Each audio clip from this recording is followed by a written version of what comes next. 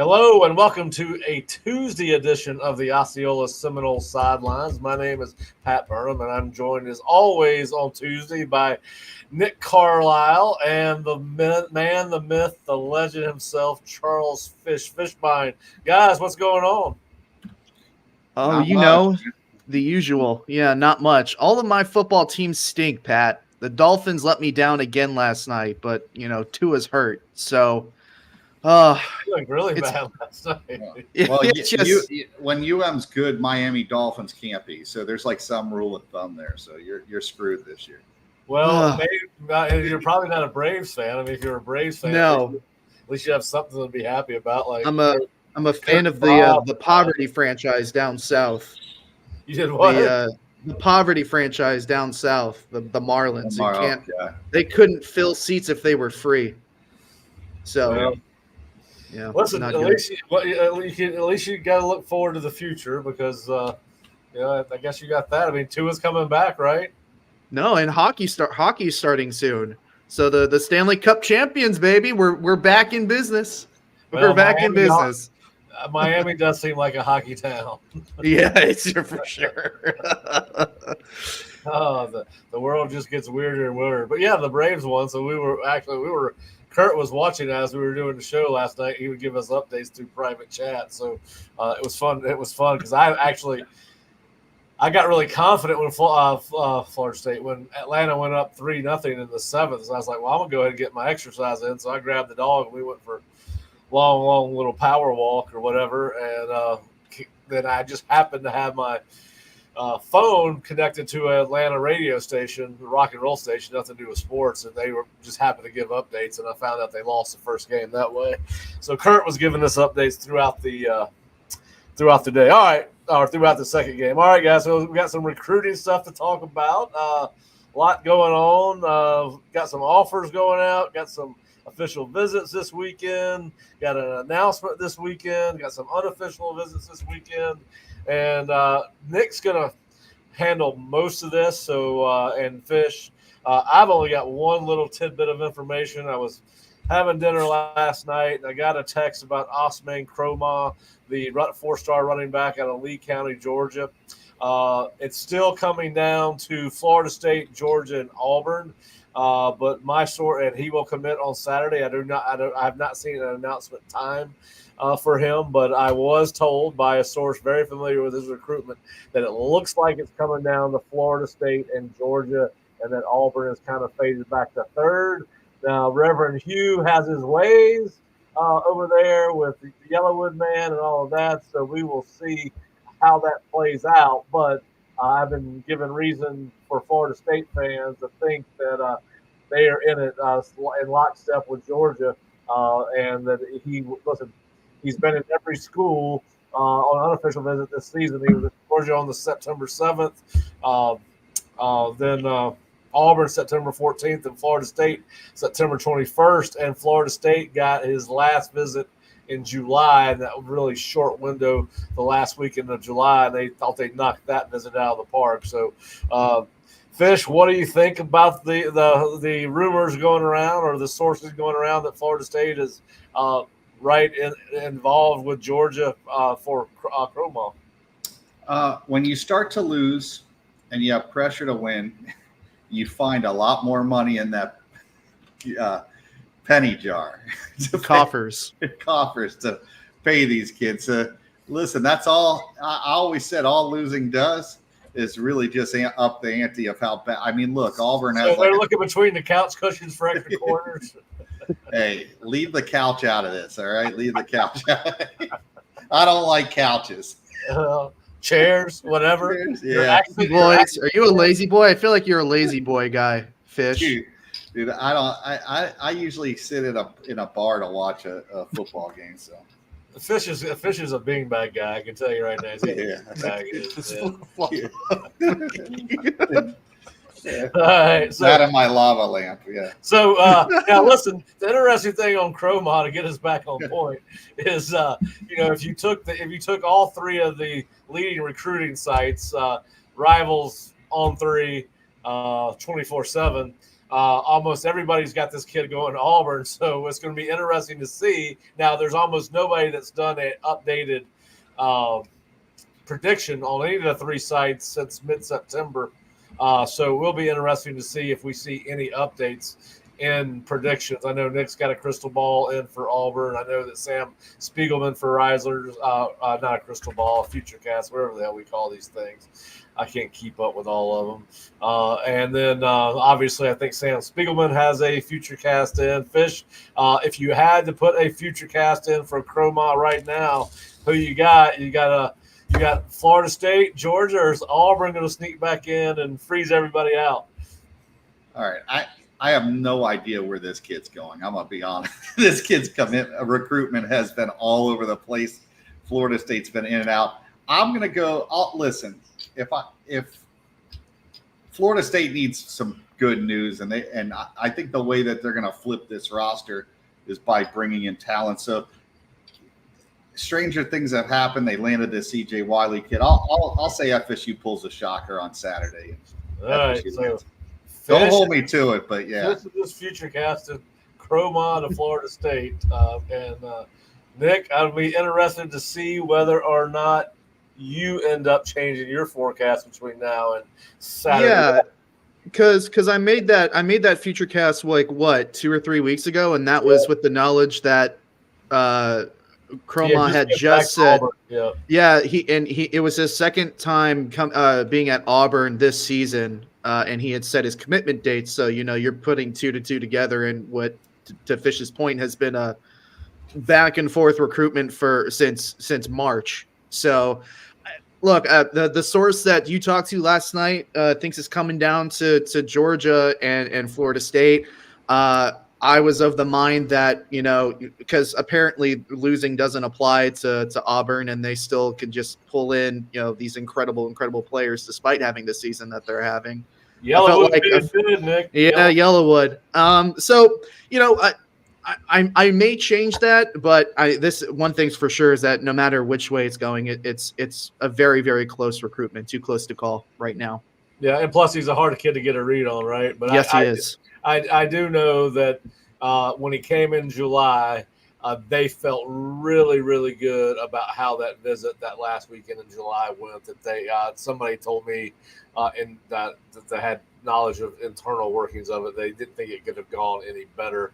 And listen, it is close to home. Of course, neither of the 3 schools he's considering are very far from home, but. We'll see what happens. Yeah, he's one of those kids that's hard to read. I mean, he doesn't do a lot of talking. He just does mostly visiting, and he's visited all 3 about the same number of times. So it's hard to figure out what stands out there, if anything. If you're reading the tea leaves hard, Florida State got his last July visit, and they got his last September visit. So now, whether he shows up somewhere this weekend or not, that would be Nick. If he shows up at Legacy Walk, you can break the story. I will let you know. Yeah. So, but we'll be interested to see who shows up this weekend. And we do know a couple of guys that are going to show up this weekend, Nick. And just talk a little bit about some of the stuff that you broke. You broke an offer story last night. You've got a story on official visit. So this is your segment. Take it over. My segment taking over. Well, obviously, everybody knows who's coming into town this weekend. It's Clemson. It's one of the biggest recruiting weekends of the year in terms of in-season dates for Florida State. Obviously, that and whenever Miami or Florida is in town. So, it's going to be really important, especially for the way that Florida State has started this season, to get their own guys back on campus, as well as some extra talent from around. We've got a couple of guys that have already confirmed that they're coming. 2027 linebacker Caden Henderson, who's going to be a national recruit. I know that's far away, but he's going to be really, really good, and he's going to be showing up on Saturday. He already announced Kevin Wynn, who obviously is a 4-star defensive line commitment to Florida State. He is going to be on campus this weekend. He texted me back about an hour ago. He is going to be coming back for the Clemson game this weekend. We know that Georgia is applying pressure there, Pat. So to get him back for the second time this season, that's pretty huge, especially considering that he is so close to Georgia and he has not been anywhere else since his visit to Florida State for the Boston College game back at the beginning of September. Also, the most recent commitment, Byron Lewis, he is going to be on campus this weekend, so it's going to be his return to campus for the first time since committing. So that is going to be interesting to see what he says. Get to talk to him a little bit more about why Florida State was the team that ended up winning his commitment or his pledge. Obviously, he hasn't signed anywhere yet, but I think Florida State feels pretty good about that one. In terms of official visitors, Daniel Pierre-Louis, offensive guard from Loxahatchee. He is going to be taking his official visit this weekend. And I do believe that Mario Nash Jr. is going to be on campus this weekend for his official visit. He's expected to be here. It's not one of those things where it's like 100% confirmed that he's going to be on campus, but we think that he's going to show up unless things change or have changed in the next 24 to 48 hours there. In terms of who you are not going to be seeing on campus this weekend, and it's a big one here, this is probably the most, I would say, the substantial news is that Malik Clark, 4-star wide receiver, is going to be back at South Carolina this weekend for the second time in 3 weeks. From what I've heard, his first visit back to South Carolina 2 weeks ago went really, really well. He was all smiles. Obviously, that's the hometown team. I wasn't going to overreact to it, but the fact that he's going back in 3 weeks and, he's going closer to home as opposed to coming to the Clemson game this weekend, that starts to speak a little bit more to the smoke that he is trending away from the Seminoles right now. So there's a lot to unpack there, Pat, but that's kind of the news from the last couple of days. Yeah, listen, Fish and us say it all the time. Show me what you do, not what you say. And so you're probably right on Malik Clark. And the 1-4 start probably hasn't helped. And listen, he lives right there, right? So it's an easy trip for him. I think they got a big game, or I think they might have Alabama this weekend. They've got Ole Miss coming into town. Ole Miss this weekend. So that may be the matchup itself, may be part of it. Maybe he wants to go see the Ole Miss offense and Kiffin. And it is quite a trek from where he's at. I mean, it's over 6 hours. Show me where you've been, not what you say. That's what Fish and I've always talked about. So that's interesting. Speaking of that, sorry, one more thing. Dalen McCutcheon did actually make it to Texas last weekend for an unofficial visit. So even though he was closer to the SMU versus Florida State game, he did go and visit Texas unofficially last weekend. I haven't checked in yet to see how that visit went, but obviously if you're on our boards, we should have an update on that in the coming days. So that was an important one. He is supposed to be back on Florida State's campus for the end of the year, and he's also supposed to visit USC before the end of the season. So that was another one that looks like it's going to come down to the wire. Now, listen, I think everybody ought to be fired up about the fact that they're getting Nash and Pierre Lewis on campus this year. I just went and watched Pierre Lewis's film again. I saw most of his junior film. Somebody had compared him to said he was comparable to Max Buchanan, and I think that's right. I think he's a very good player. Fish would be interested to get your take on this kid.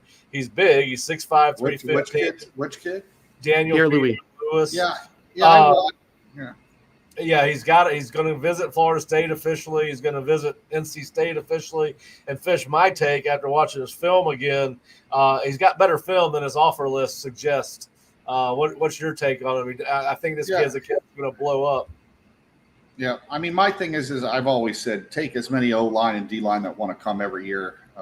He is a raw prospect, so anybody expecting him to play as a freshman or a sophomore, especially with these guys, it's probably not going to happen. But there's enough potential there. He moves well. I think he's more of a guard than a tackle, and that's a problem. I do think they need more tackles. That they need to recruit. The guards, they should not have as much problems recruiting guards, but tackles is where they really need to upgrade. So, how tall is he? Isn't he 6'5" or is he 6'3", 6'4"? Okay. Yeah, I think he could play tackle. I mean, I don't.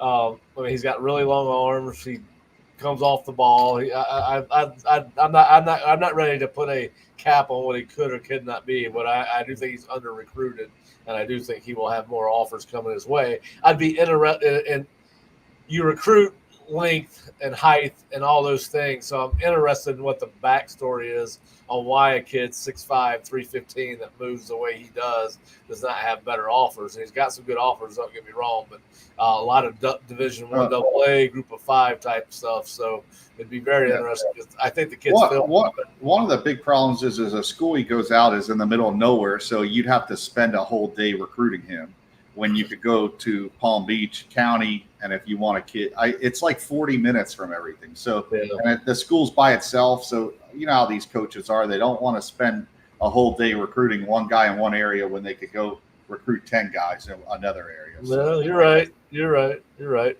Well, listen, Nash, hopefully that's another kid that I think Florida State was in on him really. I think they stood in a good spot with him really early in his recruitment. Then it kind of seemed to back off a little bit. And, of course, you know, he's a kid that is communicated with us over the course of his recruitment. And, you know, I think, like I said, before he announced his official visit, he was copying me in on highlights. So I figured things had moved back towards Florida State and general direction of Florida State.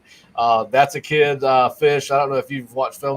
Yeah, I like Nash a lot. You know, I mean, he's one of those guys that's going to be 320. It's not the height thing. Florida State, I'd really like to see them recruit guys with bigger trunks. You know how that is. You got a big, wide base. You have more room to grow, and you're just a bigger guy. You could take a guy that's 300 and is just tall and lean, and you could take a guy that's 300 and wide and thick. I just think Florida State needs thicker guys up front, guys that are harder to move off the ball. I think that's the biggest problem. They have so many of the same guys right now that are 6'2", 6'3". It's nice to get guards that are 6'4", 6'5", that can anchor down. And really, even if you don't win the battle, at worst, it's an even call on a play where it's not they're getting pushed in the backfield by 10 yards. You know, so that's why I like Nash more than even the kid from Seminole Ridge. Yeah. Speaking of guys with thick trunks, FSU extended an offer last night. Nick, tell us a little bit about Benny Patterson. Yeah, so Benny Patterson out of Newburgh. I think it's Newburgh, Indiana. Currently committed to Cincinnati, was committed to University of Northern Illinois for a while. Kind of another one of those late bloomer defensive line prospects that Florida State has been offering and extending the board, similar to Josiah Victor, the Boston College commit who visited a couple weeks ago. I haven't looked at too much of his tape, but from what you told me, Pat, you know, he's got some good get up and, you know, he's got some room to grow physically. But you can see the raw power there. And, you know, he's one of those prospects that Florida State's getting in on late in this thing. He's had a run of those offers. Actually, I believe it was LSU and USC that both offered him in the past week. So he's getting some attention. He's had a great senior season so far. I think he's played 6 games and has, it was in the story somewhere, but without looking up and going back and wasting the time and looking at all the stats, he's had a good start to his senior season, and some of the better Power 4 programs in the country are starting to take notice. Yeah, currently committed to Cincinnati. I did watch his film after you wrote the story, and you can see he's a long 6'3". He's high-waisted. He's got a thick lower body, as Fish was talking about a second ago. It comes off the ball extremely well. I thought when I saw his dimensions, 6'3", 240, I was like, well, they've got him listed wrong. He should be a defensive end. But no, he's definitely a defensive tackle prospect. He will grow into that body. I think he could easily be a kid that's 6'3", 6'4", 280 or 290 and look good carrying that weight. But I had quick off the ball, plays extremely hard, chases the ball, seems to enjoy football. Now, obviously, you know, Nick, as you said, he's starting to get a ton of offers, LSU, USC, and for every LSU, USC, and Florida State offer you get, you're going to have 3 more like-minded offers head your way. So we'll see. Listen, that's a long way from home, Newburgh, Indiana. We'll see if they can get in on him. But obviously, as we started talking about when Myron Charles and Javion Hilson decommitted. Florida State, just because of the sheer lack of numbers they brought in for official visits this summer on the defensive line, was going to have to expand the board, and they continue to do that. And they're doing it more on a national level. Fish, you watched his film. What did you think? On which kid? I didn't hear you. Benny Patterson. Yeah, no, I liked what I saw of the little footage that he had online. He seemed quick off the ball. He seemed like he has pretty good technique. He's uses his hands well. He actually looks like a prospect that should be rated a little higher than he is, and you can see why some of these other schools that are from the SEC are offering him. So. All right. Well, listen, guys, that is the talk. Sorry, Nick. Did you have a couple other points? Did you already go through your list? Your entire I did. Max Buchanan. Oh, that's right. Yeah. Go ahead.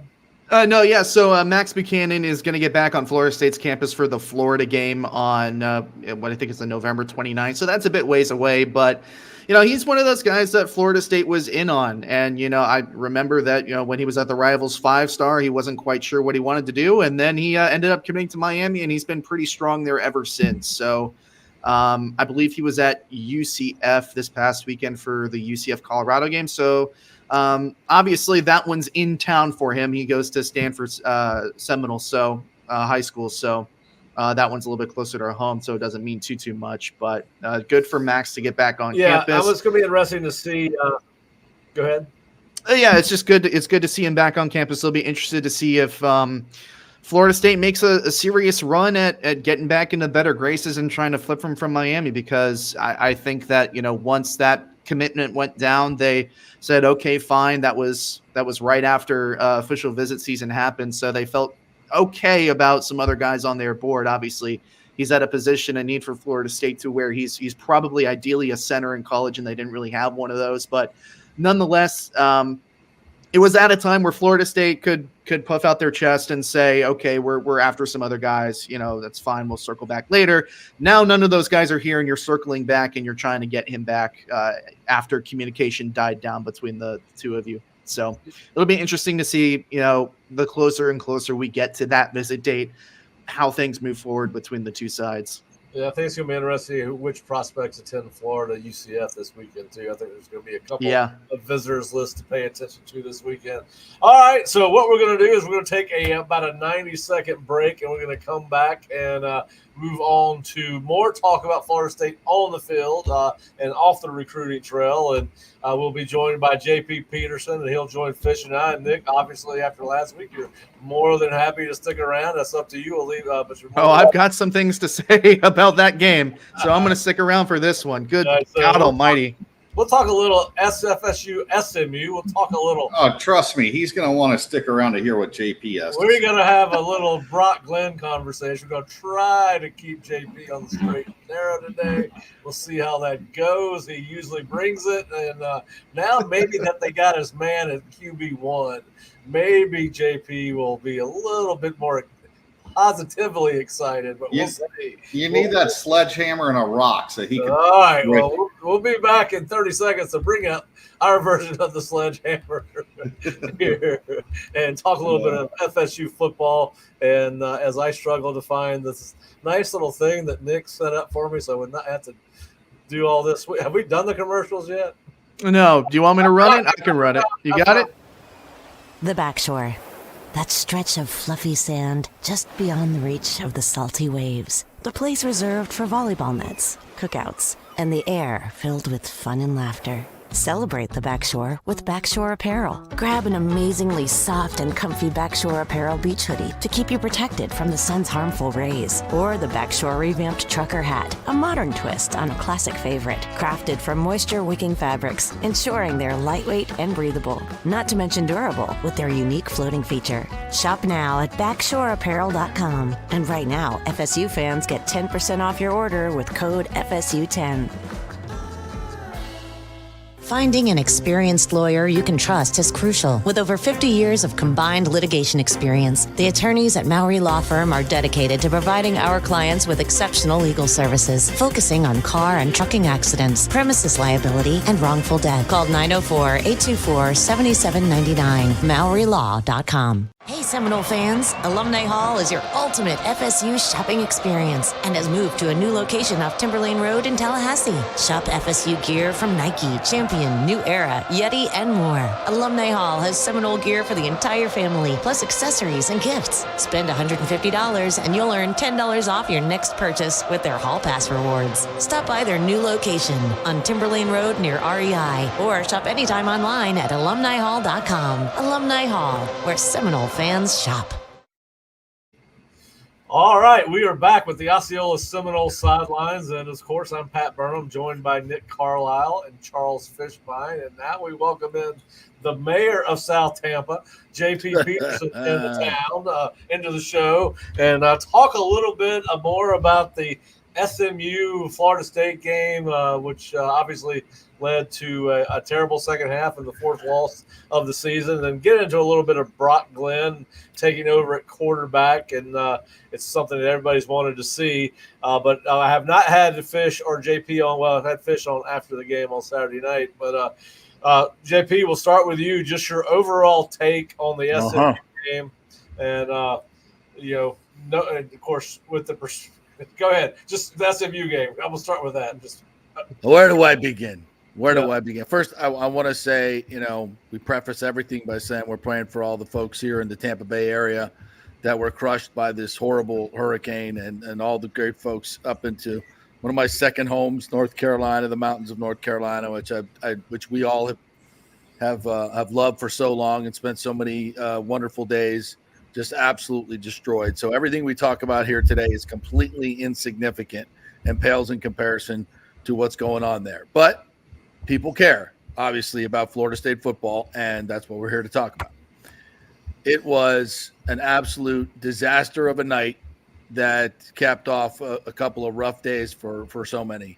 And I was so glad that the Bucs were able to put a smile on people's faces in Tampa Bay, because if you were an FSU fan, it was just another gut punch for a coaching staff that has completely run amok.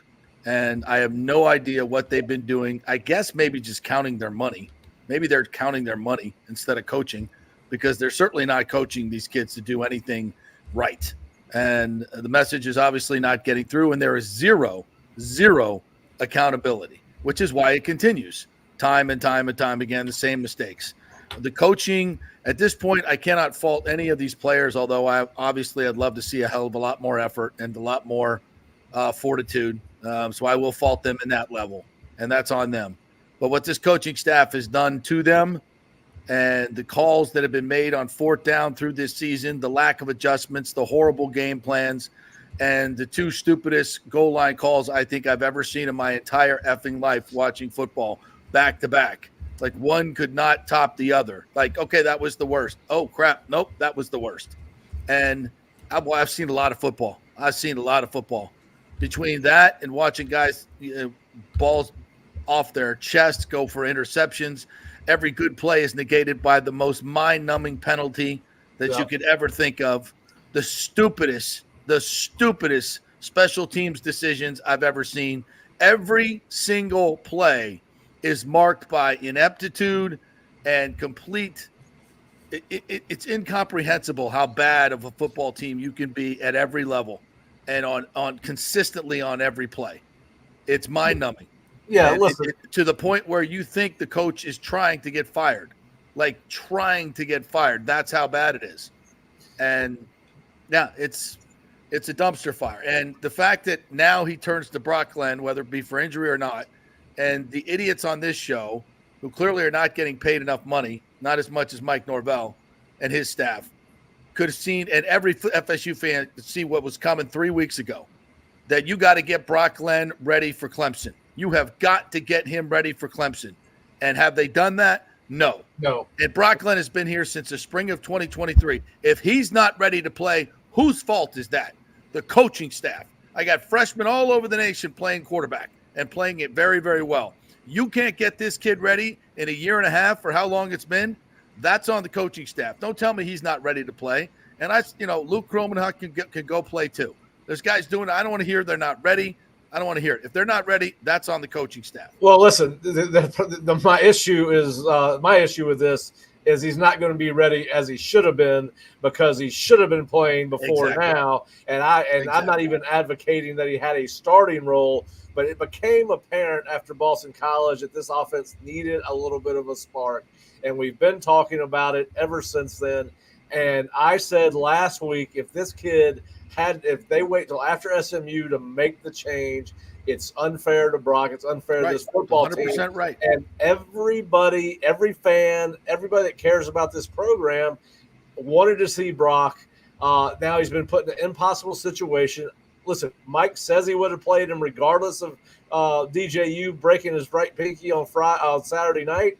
We'll never know if that's true. We have to take him at his word. But bottom line is the road to getting Brock on the field was as broken as the bridge quarterback situation. As the finger. You are going to put this kid. I mean, he played, and even SMU, the part of the game he played, the game was decided. It was still trash time. So and thanks to the offensive line for not protecting. Yeah, and now you're going to go and put him. Maybe they don't want to block for him. Did you think of that? Hey, listen, I think I might want to block for that kid after what he did in Fort Lauderdale last December. But yeah, so listen, I think the problem is how we got here, right? Because Brock's going to face one of the fastest defenses in the ACC on Saturday night in Doak Campbell Stadium. And listen, if you're looking at Clemson's defensive stats, they're misleading. Dabo has emptied the bench at least in 2 of their first 5 games and played anybody that was dressed out. So you're going to be the numbers are so skewed with what they did against App State, NC State, substitution-wise. Their stats don't reflect as good as their defense is. But yes, to your point, JP, I think we got here the wrong way. The road to getting to Brock Glenn on the field. Just like everything else has been mismanaged. This is a grotesque mismanagement of your quarterback position. Not having somebody ready to go is gross negligence. That's what it is. And if he's not ready, that's a bigger indictment on the coaching staff. Well, listen, what are you doing? How is he not ready? What have they been doing? Not even James Blackman had this tough of a 3-game slate to start when he was thrown in after DeAndre Francois got injured in the Alabama game. I think he played. There was a game that got postponed, and then he played NC State Wake Forest, not Louisville in the ACC championship game, not number 4, probably top 2 team in the country, Georgia in the Orange Bowl, then coming into and then having Clemson at home, where Dabo, if you think Dabo is going to come in and take pity on Florida State, oh my God, no. He is going to try to absolutely obliterate and put his foot on this program's neck. Absolutely, as he should. Once again. As he should. So, I mean, I feel horrible for Brock. I think, and I mean, we're going to find out what Brock's made of. And I guess if you want to take a silver lining from it, it's that, well, at least Brock has played against that level of competition, even though it's completely unfair to him that it's not like he's played against cupcakes and now we're throwing him against Clemson. Listen, they should have put him in a position where he should have been more comfortable coming into this game than what he's going to be. Absolutely. Fish, I know you were getting ready to say something. Jump in here. DJ's been terrible since the beginning, so I don't really know why they kept him in there. And I'm still shocked to have watched him so long. Listen, this is before Nick. Nick hasn't been watching Florida State as long as I have, or probably JP and you. He's the worst quarterback I've watched take a snap at Florida State. And I'm talking, I'd rather have Chris Ricks. I'd rather have Drew. I'd rather have James. I'm telling, like the Rooster. May he rest in peace. The Rooster. You have Sean McGuire. Every one of these guys were capable at one time or another while they played at Florida State. Even Xavier Lee had the half against Alabama. DJ had none of that. This is the worst offense I've ever seen at Florida State, and it's unacceptable from the standpoint there's enough athletes that you should be able to put up at least 20 to 25 points a game. And you did this for 5 games. Yeah. 5 games. You didn't make a quarterback change. Yeah. And you have the 128th ranked offense in football. 5 games. JP, how can you do that? JP, you remember when Spurrier benched a guy that was up for the Heisman Trophy? Yes. I mean, like every coach would have benched this guy earlier. Nick Saban benched his quarterback at halftime in the national championship game. Yeah, Jalen Hurts. And they were leading, I think. I don't know. I mean, you kidding me? There's 5 games of this, and you kept it going? Yeah. You're trying to get fired. Listen, I'm a huge Norvell guy. You guys know that. Love the guy. I've defended him to the hilt to so many for so long. This is just unconscionable. Yeah, well, listen, they can't afford to fire, so they're yeah. I mean, JP, I know that. JP, I I could be dead wrong, but I believe that, and I'm not saying it's right, and I'm just speculating. I believe that Norvell and this kid's dad had some sort of agreement that he would play. Too. I agree, because that's the only thing I could think, that he wanted to honor his. I don't believe Norvell felt that DJ would ever be this bad, but I think it got to the point like, hey, listen, I've got to honor this. I don't want it to get out that I turn, like everybody, he's taken heat in other stuff. I just think he sat there and said, listen, I promised his dad that I would develop him into an NFL quarterback. The heat that he's going to take for turning on that promise isn't 1/10 of the heat he's taken for being almost a traitor to this program. You can't put one guy's interest ahead. And I know he could say, well, then nobody's going to believe me. People would never have predicted it would be this bad. No, you would be well within your rights to saying, "Hey, listen, pops, we're 128. I gotta make a move. Sorry, Well, I'm sorry. It's just turned out so poorly. I don't even, and I hate to even dunk on DJU. You tell him if that's sit on the bench, sit on the bench. Yes, I mean, this is a merit-based sport. And I'm just saying, you think Nick Saban, you think Kirby Smart, no, you think Lane Kiffin, you think any of those guys would have stayed with DJU for this long? I would have liked to have seen if putting Brock Glenn in the middle of the Memphis game motivated DJ. It would have been a move made, motivated the offense for sure. Yeah, I don't think it would have waited. Like, I think after 2 games of being 0-2, like we talked about it at the time, that every job should have been open after that second game. Like, nobody deserved their starting job handed to them without any repercussions. Listen, after the first 2 games, there was a lot of guys we could have pointed out and thrown under the bus. It wasn't just DJ, but it became a DJ problem, and it got worse and worse each week. I think it's the fact that there would seem to be no effort. It's like not the fact that it happened and it didn't work. It's the fact that we're sitting here 5 games into the season and now the change is happening, right? Well, listen, there was no juice with the offense and listen, at least. I mean, we've said it before. You watch Brock play; he plays at a faster pace than DJ. He's got some quick twitch. He's enthusiastic. He's got energy, and he's got the ability to run the ball. And all those things Florida State needed in this offense much sooner than that. Now, listen, they still got one problem. They still got the same guys playing offensive line. Still got the same guys at tight end and receiver. So. But he is going to be. I think he does give you an opportunity to change the way you call a game for Mike. Sure, but Pat. Even though he didn't get the completion on the pass, he threw a screen that got out to the guy so quick, and the receivers didn't have time other than a block. And it was a 10-yard gain. That's the first time they've called that play all year that it worked. Yes, there was a holding penalty, but it still worked. It was still effective. I haven't seen that play work all year with DJ. Usually the receiver gets the ball and there's 3 guys in the backfield ready to tackle because he's so slow. Yeah. Listen, he would have had the first down to Landon, but Landon had that drop there. It was a difficult catch too, but still, I mean, if people are going into that game and looking at the stats and saying, "Oh, well, Brock didn't do any better," they didn't watch it because physically, you didn't watch it because you saw. Even though the plays weren't completed, you saw how much more fluid and it was more correct it looked. Listen, so it's not just the fact that we've lost games and we haven't scored a lot of points. It's the fact that you are dead last in almost every category. If I start naming the schools that are better than you at playing offensive football, Bobby Bowden he wouldn't roll over in his grave. He would get up and come back and start coaching.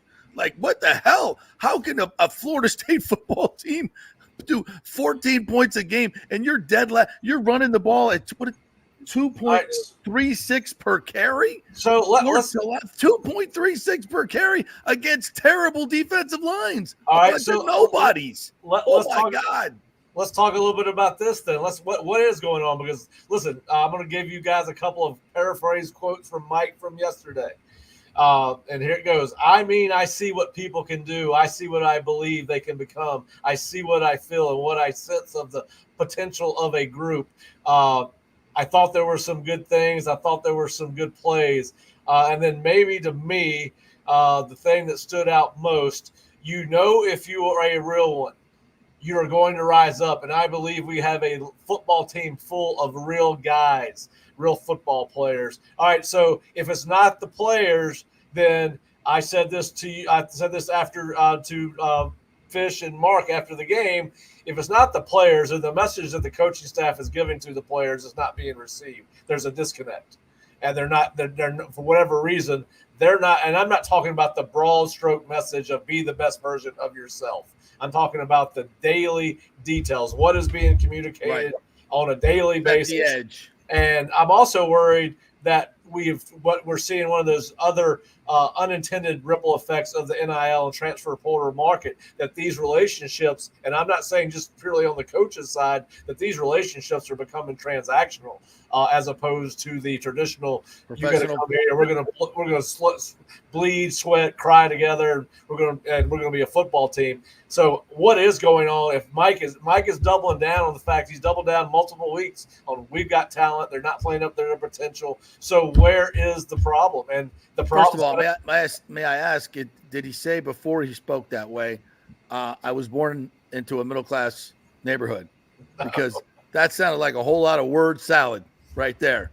Like what has been before and whatever. I don't call it the spin room for nothing. Jiminy Christmas. Now, I mean, he thinks that he's got a bunch of dudes. Is that what he said? He's got a bunch of great football players? That's a further indictment on the coaching staff. That's a further indictment on the coach. You got a bunch of dudes. Why are you so bad? Why are you so soft? I mean, God, good God. He might have a bunch of dudes, but whenever I watch this football team, I just see a football team that looks completely unprepared and unconfident, and they don't trust each other. Well, so I don't know if it's the the telephone line is cut somewhere, right? There is something clearly not getting through to the players, and whether it's the communication from player to player or it's the communication between position coach to position group, or maybe it's Mike to the whole damn wagon. I don't know. But whenever you look at this team, I personally see a bunch of great athletes, maybe not necessarily great football players yet, but great talented athletes that don't trust anything. They look completely unconfident. I'm not going to sit there and say this team's talentless. I have a hard time believing they should be 1-4. I don't. Yeah, they should be 0-5, but yeah, I don't think they should be 0-5. They should be, at worst, they should be going into this game 3-2. Like they should have 3 wins. Like they're not the teams they lost to. BC just lost to some crappy team, and I know they didn't start, but it just shows you they one came play. Back and won, Fish. They did come back and win. They were losing the whole game, but like BC's barely beaten anybody since they beat Florida State. These aren't. Georgia Tech has a loss or two. Like these aren't good football teams that Florida State lost. Yeah, and you're getting ready to play Clemson. Yeah. Ooh. Well, the Fish. What's the problem? I've said over and over, I think the number one problem is that, and I'm not going to go to the snub because I think that's an excuse, but I think the one mistake that Norvell made, and I don't think he's made many, and if I ever had the chance to tell him straight up, I think the moment that team did not play in the Orange Bowl, and listen, I think you go in there, you tell those kids, listen, we got screwed. There's no doubt. I feel like I got kicked in the nuts. As a coach, everything I told you guys would work for, that if you did this, this, and this, you'd be rewarded. And we weren't rewarded. It was stolen from us. But you know what? One of those teams that would have got in front of us is Georgia. Let's go out there, kick their ass, and show everybody that we're better than these SEC teams, and we deserve to be there. That's what Bobby would have done. That's what Jimbo would have done. That's what Saban would have done. I think that Mike let his guard. Yeah, I think Mike let his guard down and allowed that seepage in, and it hasn't stopped since, because once you let it up after that game, you're now dealing with it now. I just think that you should never allow that. If some of the kids wanted to sit out, it's fine, but there was guys that sat out that bowl game that had no business sitting out. I'm sorry. I'll say that. I'll keep pounding it away. If Trey Benson was afraid to blow out his knee, hey, I get it. The guy's already been injured. But there's other guys that could have played in that game that didn't. And I think that he lost the team, and he hasn't gotten it back. it's going to have to be flushed out. He's got to recalibrate this offseason. I don't think you could get it back this year. I think the season's the die's been laid, and they're screwed this year. I mean, honestly, you're 6 weeks into your season. You are who you are. Then you watch what happened on Saturday night, the second half of that game. Once SMU scored 21 points, to use Mark Salva's word, the vast majority, I'm not going to say every kid, because we certainly see examples that not every kid capitulated, but there was a lot of capitulating going on once they got to 21, and certainly after they got to 28. And listen, coaches are paid, and I told JP this yesterday on his show. I remember our last 2 years at South Florida, we won 8 games out of 24. Terrible. I mean, that's terrible to do at South Florida. And I can remember Skip trying to find the answers. And I remember in a staff meeting one day telling, assistant coach said, well, I can't get the kid to talk to me. And he goes, well, then what am I paying you for? He goes, right. You're paid to learn how to get these players to respond and to know what it takes to motivate these kids. And he said his exact words were, if that kid's not talking to you, he's still talking to you. And he goes, you've got to figure out a way to find the kid. To reach him. Yeah. And so what we know with the way FSU is playing, it's safe to say that isn't happening. They don't know how to push the buttons either as individual players or as position units, and it shows in the – listen, JP, you and I have talked about it. Some of these penalties are just ridiculous. And I don't want to start calling kids' names out, but the penalty on the safety who pushed the running back 5 yards out of bounds after he catches him when he's trying to tackle him, that is what bad football teams do. And somebody on that staff is either coaching that or allowing it. You're allowing it. The guy went right back on the field, did he not? Pat. He was out I think they took him out for the rest of the game. Right, But my bad. Listen, when you go back, usually go right back out. But when you watch Ferguson in the first game get a penalty that basically cost FSU the game, all right, or there was the offsides in the first game, was it Georgia Tech or Boston College game? There was an offsides on the final drive. When you allow that and don't pull them out the rest of the game and punish them the next game and in practice, and you accept it, we're already in game 6. Those things happen in game 1, 2, and 3. So you can't get mad at Conrad Hussey when that stuff was happening before and nobody did anything. So it was acceptable back then. It all of a sudden still acceptable now. So I don't think it's ever acceptable. I'm using it. I'm saying it's not acceptable. But when you don't punish somebody in game 1 or 2 for it, you can't get mad at that kid in game 6 when you never did anything before. I'm just saying that it's on the coach. This is on the coach. It's not on the kid. That's my point. I mean, the message is not getting through for whatever reason, and it's baffling because listen, it's not just the losses; it's the way they look losing, guys. Exactly. I mean, you're going to lose a couple of games in today's modern era. Completely undisciplined. They're completely undisciplined. Who's the leader in that locker room? Who's the leader in that locker room that's going to sit there and say, "I've had enough of this"? You know what? And puts their foot down. You don't have a Lamar. Well, I was getting ready to say, with the way that kid played the way he's played since he took over the running back position almost full time. I've always said Toafili has the respect that I have for him not transferring out. That he's a guy that honestly they've not treated fairly. To be honest with you, I think the guy deserves a lot more for what he's put up with. Realize he put up with the. He better stay RB1 when Roydell comes back. Yeah. Well, listen, I don't. Roydell's already checked out. Yeah, I don't think Roydell's coming back. Yeah, I think it hasn't been confirmed, and obviously we can't say anything because of the relationship with Mike. But I don't think that he's going to be back for the remainder of the season. The term indefinitely is used very broadly, and it is indefinitely. I think it's not a career-ending thing. Don't misunderstand me, but. LT should be RB1 moving forward, and Cam Davis should be 1A.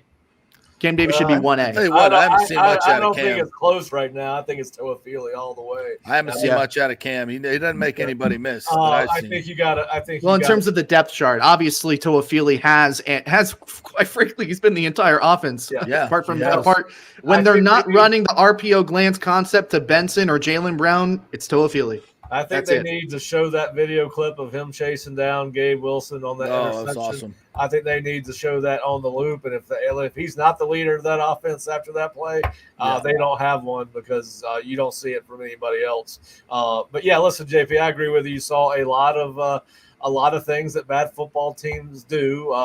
And listen, the 3rd and 1. Where you have to burn a timeout that you're going to need. Oh my God! I burned a timeout to run a quarterback sneak. Are you kidding me? Yeah, I mean, it's disjointed. It's unorganized. It's you don't see much motivation from this football team. I mean, listen, I think my biggest disappointment was, and I've said it before. I'll let you guys kind of opine on this after I make the statement. But we knew what this offense was going to be coming into this game. It was going to be a sluggish version. It's going to be the same thing we've always seen. But I thought coming off a win, as ugly as it might have been, but as good as the defense played, particularly against the run, I thought that they might come out, play fired up football, get after them on defense. And SMU was so confident they took the ball and took it 75 yards for a Exactly. touchdown.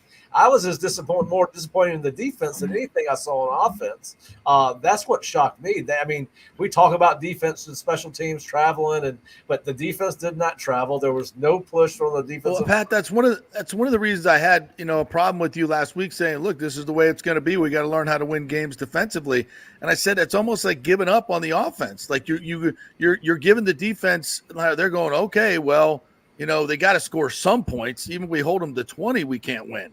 I mean, this is ridiculous. So you can't accept mediocre offense, and I know you don't accept it, but you're kind of like, it's not going to get any better as long as DJU is in there. Listen, they got Brock in now. One of my talking points on Takeaway Tuesday is Brock and roll. They're going to go with Brock.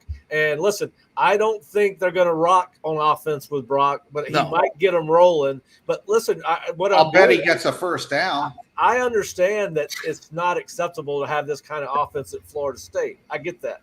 But it is what it is at this point. This offense is not going to get much better, and you've got to play with what you're dealt. And what you're dealt is a team that has to play unbelievably good defense week in and week out, unbelievably good on special teams week in and week out. Just to have a shot. Try to cobble together enough. Is that the standard? No, but somebody tell me how this offense is. Well, we've got, and that's it. They just have to aspire to be better. They got to aspire to be better, and go with, obviously you go with Brock now, and let's see what we can get done out of the RPO game when the quarterback keeps it. Let's see if there's, if that changes. You can't chase that ball down inside if you've got to protect against the quarterback pulling it, which now they do.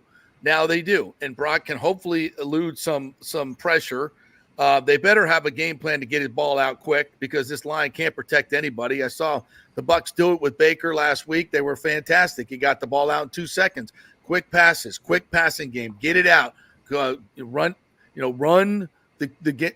base runs that you can get something off of with Toafili, that you've been doing pretty well at some points against worse teams. You may not be able to run the ball at all. So get the freaking ball out quick and see what you can do and trust your receivers. You got to try. You got to try something different at this point. I'm excited to see what Brock can bring. Listen, I really am. Any improvement is a vast improvement at this point. And that's my point. He's still going to be surrounded by who he's surrounded by, right? And those guys got to step it up. It's not going to look but so much better. But I'm just saying, I think Brock is not the sole solution to what's going on in this offense. And I think that if they can score 24 points a game, that would be wonderful. But I listen, you've scored 21 once, you've scored in the teens the 4 other times.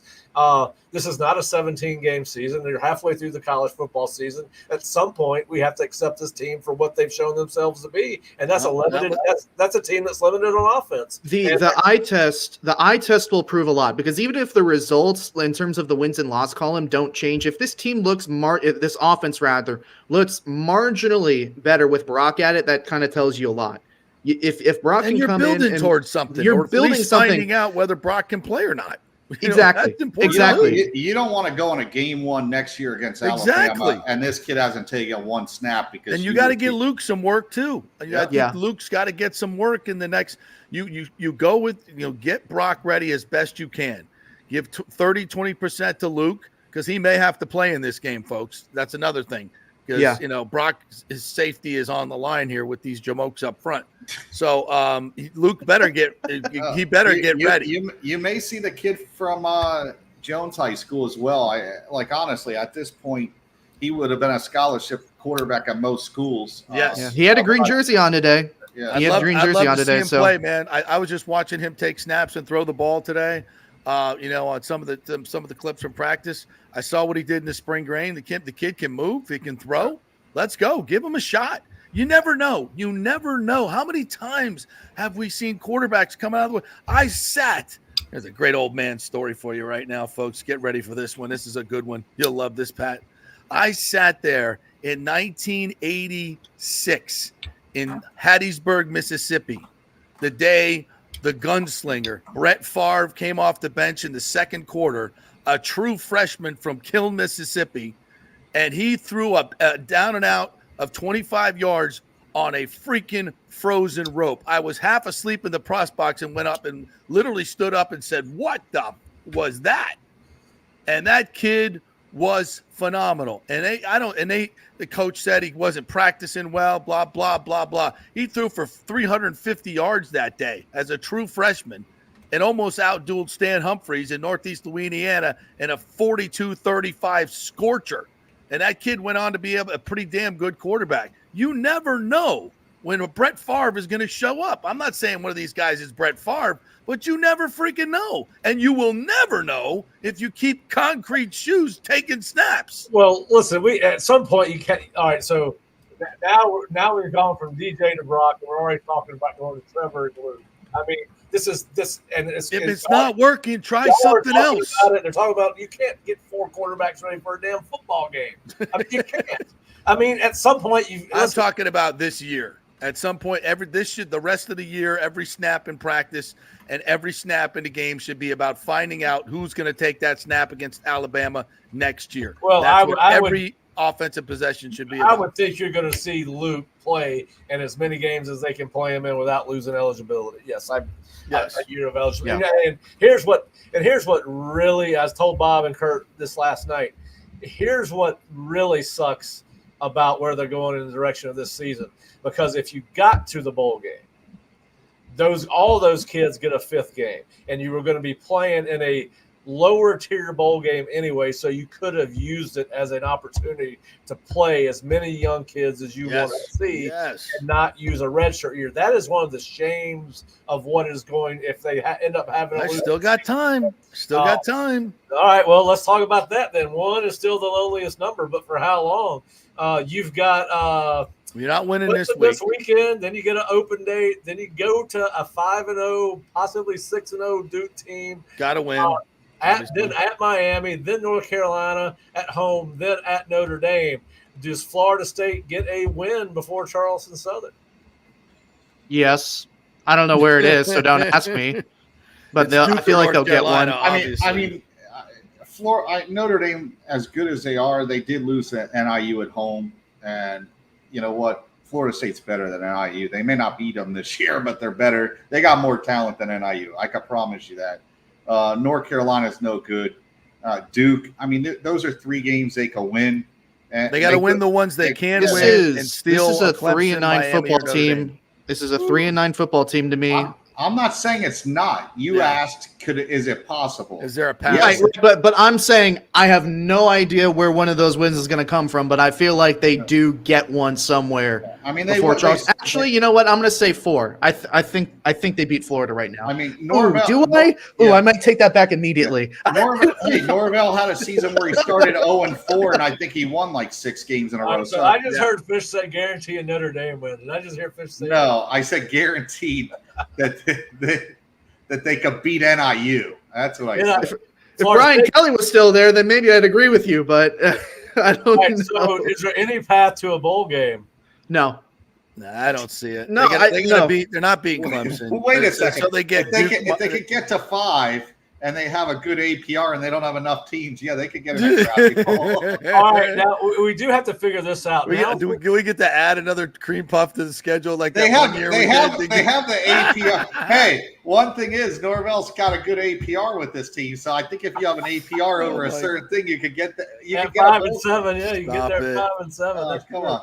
All right, so listen, Potato Bowl. Since they are kind of going FSU in talks with Primetime, no, I don't think they're in talks with Neon.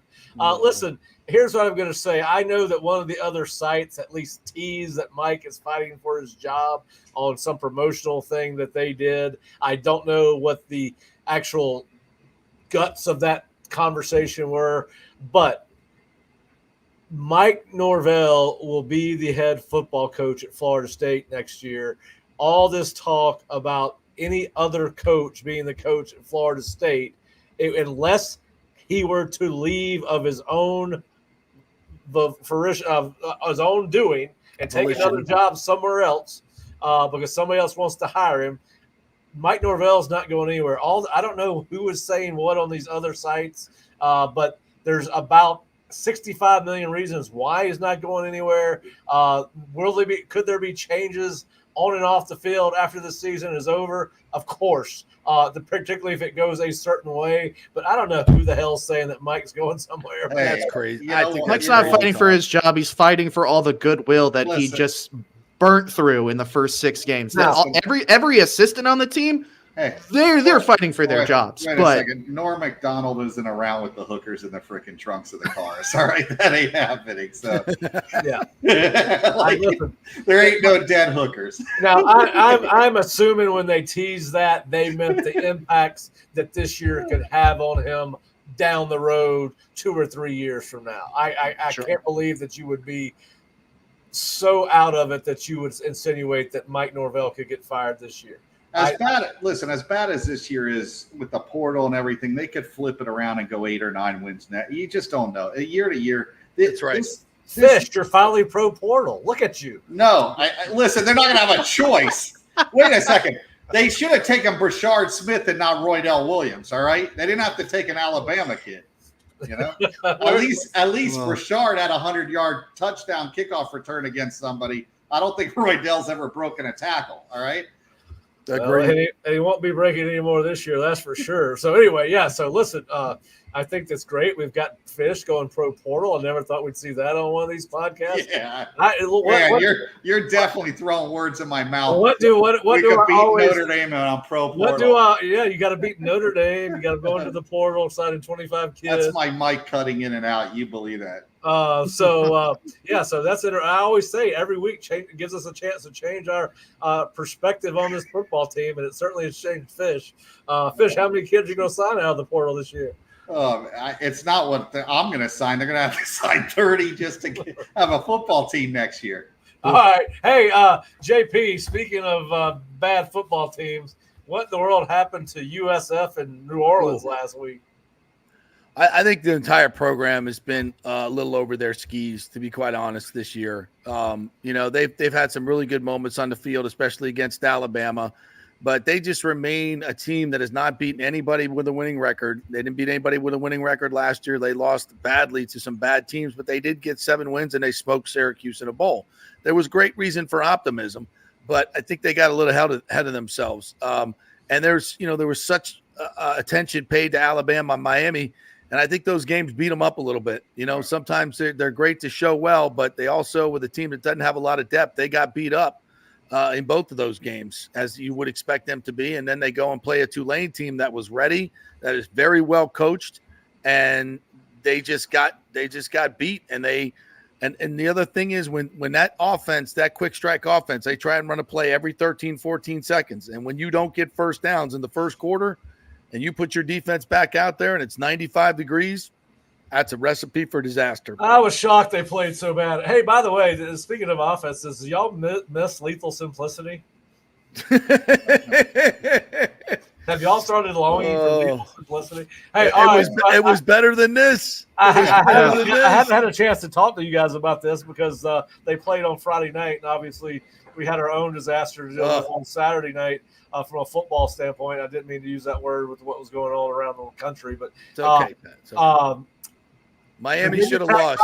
Miami should have lost to a mediocre Virginia Tech team, and it's not just about the bad play. Tech had a 10-point lead most of that fourth quarter. Cam pulled a freaking rabbit out of his butt a couple of times. Cam's special. You take him off that team. He's good. Listen, he's good. You have a player like that. Fish predicting Notre Dame win, and I've got JP predicting Miami win. I like these chances. No. I'm keeping my mouth shut around you, Pat. I ain't saying anything. Your headphones are not working. As bad as Miami played last week, they still scored 38. FSU's not coming close to 38. All right. Here's have they scored 38 through the first 4? That's what I want to know. Here's my take on that play. First of all, if it takes you 5.5 minutes to overturn a call, it's not overturnable. You can't overturn it, right? Well, they should have called that a touchdown in the first place. I think in the end they got the process was wrong, but I think they got the right call.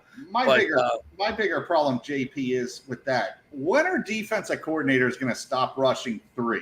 You have 3 seconds left. You got to put pressure on the guys getting rid of the ball. Absolutely. You got 11 guys. You don't need all 11 in the end zone and try to knock. You got to put. To me, that was the bigger problem to me is that Miami sent 3 guys and none of them even came close to the quarterback. Yeah, and it's just the way the officials handled that. I will say this: for many years, I was pissed that the ACC would not protect Florida State late in the season. They protected Miami. That was smart. But they protected Miami. That's what the SEC's been doing it for years with their marquee teams. If you late in the season, if a call is going to go one way or another, they're damn sure going to make it go towards a higher ranked team that's going to get them into the playoff. And that's unfortunately with the system the way it is, if it's a 50-50 call. Give it to the top ranked team. So I'll give the ACC credit for finally getting it right. But isn't it interesting that it's Miami and not us? One team is suing the ACC. Whatever. They did that to us long before we sued them. Yeah. Damn sure. War Gun will tell you. Well, guys, listen, I got to go do a Bucks thing. So, all right, JP, I will be back with you next week, and we will be singing the prayer. I don't think they're going to win. Well, I will give everybody a lot of hope here. All right, because I am the most cursed bettor in the world. I'm cursed. I could tell you guys stories for days. And on Monday, I went out and placed a large bet on the Clemson Tigers at -15 because I think this is the surest thing I've ever seen in my effing life. And every time I've said that, I've lost. I have lost. So I'm taking one for the team here. I'm going to lose a lot of money, but at least FSU is going to cover the spread because I'm betting on Clemson. So you can take that to the freaking Clemson in the points. Bank. Hell yes. I think you did a good smart move. I really thought the line was going to be 35. I did. I think that's what the line should be. Hey, I was 35. Surprised it was 14. Yeah, I'm size 14. I was like, "Are you out of your mind?" Vegas knows something. All right, so hey, next they're not gonna get anybody betting on on Clemson if it's 35. So exactly that's where it should be, but they know they can't make it that way. So next week we've got even because we know it could be bad. Next week on Takeaway Tuesday, we can't always make it toxic. We got each one of us has to come up with one positive thing out of the Clemson. All right, sure. One positive thing. I can tell you what mine's going to be. I'm great at silver linings. I talked to a either going to be the band or the cheerleaders last night, and he's like, "You'll see Pat's dog on the podcast next week, so all of us will be checked off. He'll be sitting there barking." I'll see you next week. JP. Go Bucks. All right, guys. Pat's dog's going to have headphones on next week. Early thoughts on Clemson, boys. What do you got early thoughts on Clemson? I listened to a little bit of Dabo. If going to transcribe his interview so we can put it up there for our subscribers. Name this score. Any chance? Yeah. There's always a chance, but it's slim and none. Yeah. And what is it Bobby said? Yeah. Slim just left. Slim just walked out the door. Left the building, This isn't 2020 and a bunch of kids get COVID and you're playing third stringers now. Yeah, well, listen, it's going to be an interesting ride the rest of the year, and I know one thing. I'm not going to be miserable every Tuesday doing this, or every Saturday night. I'm not. I'm perfectly happy. I love talking football, but I also think that, like I said, I was being totally serious. Every week gives us a chance to readjust our beliefs and what this team can do, and they're not going to meet the expectations that this team had for itself, let alone the fan base. It has not and will not meet those expectations. It's already at 4 losses. So I think we got to start trying to look at this team as it builds for the future, and that's kind of got to be the kind of the pinhole or keyhole you look at the team. Move past the denial and anger stage and into the acceptance stage. Yeah, I just can't be angry all the time. Like, I can't be frustrated all the time. Yeah, I'm getting there. Pat, wait a second. Don't blame Florida State losing for you being angry all the time. Come on, man. He didn't say that. Those were the words that I said. Denial, anger, and then now acceptance.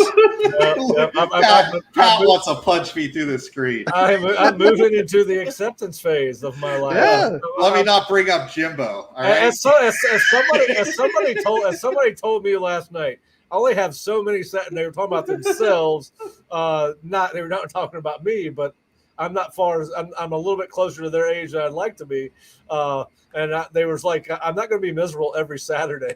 and listen, I love talking football, and I'm gonna say what I think, and whether that's snarky and direct, and people like it or don't like it, I'm gonna say it. But I'm not gonna continue to cover this football team like it should be playing in the ACC championship game. We know that's falls short. They're falling short of where they want to be and where fans want to be. And Marvin, we will bring on Murphy next week. She's a great little girl, and she's fired up. She's named after Dale Murphy, who Braves. So we'll bring on Murphy one day. She gets excited sometimes and starts barking when I get a little overexcited with Fish. My conversations with Fish. So, but yeah, listen. Yeah, maybe you raise his blood pressure, Fish. Maybe it's your fault, huh? Oh, man. Maybe we need to put. Why shouldn't somebody always be picking on me? I got to pick on somebody else. Like, dude, I get beat up at home all the time. I got to beat up Pat a little bit. I'm fine with it. I'm fine with it. It doesn't bother me at all. Me and Pat get along. I just got to jab him once in a while. Yeah, I know. Hey, it's a friendly jab, you know. Yes, listen, we're talking football. Friendly jab. We're talking football. It's good stuff. It's all good. Hey, listen. I mean, I can't joke about the 5 stages of grief because I was definitely anger on Saturday. I was definitely anger, and I may talk a big game like I've moved into acceptance, but I'm still young. You know, I got a little bit more wild to raise my blood pressure a couple years. I don't know. Oh, man. Yeah, I'm not quite there yet. I mean, it's just there's some of the things that you just saw that just make your blood boil. I am going to take some advice from Mike Norvell, and I am going not to let the outcome disturb my process. Yeah. I'm not going to focus on the outcome. I'm going to focus on the process. I'm going to focus on being the best version of me when we come on these shows. So. Sounds good, man. Well, I'll hit you guys up later, guys. All right, guys. All right. Hey, we appreciate it. We appreciate you listening or watching, whether you're watching live or listening taped or live. We appreciate it. Please go to the Osceola.com or FloridaState.rivals.com. Nick's got his multiple recruiting stories up on the board. We just posted Takeaway Tuesday, my weekly column. Bob and Kurt have practice report from the day, video from Mike and whoever whichever kids they brought out for media availability to start talking about Clemson. And, of course, I believe there will be a show tomorrow at 3. I'm not sure whether that's going to be – it's been Bob and Jerry for the most part. So we'll see. They should be back at 3 tomorrow with final practice report. And then I'll be back on Thursday with a Clemson preview and maybe some more recruiting, and we'll see what Nick and I can uncover as we go through the week, and we may have Nick back on to talk about more unofficial visits, and of course Fish may join us as always. But thanks for listening, and we'll be back on Wednesday at 3 and then again Thursday at 3 and post-game coverage on Saturday night after the game. So thanks for joining us on Seminole Sidelines, and we will see you tomorrow.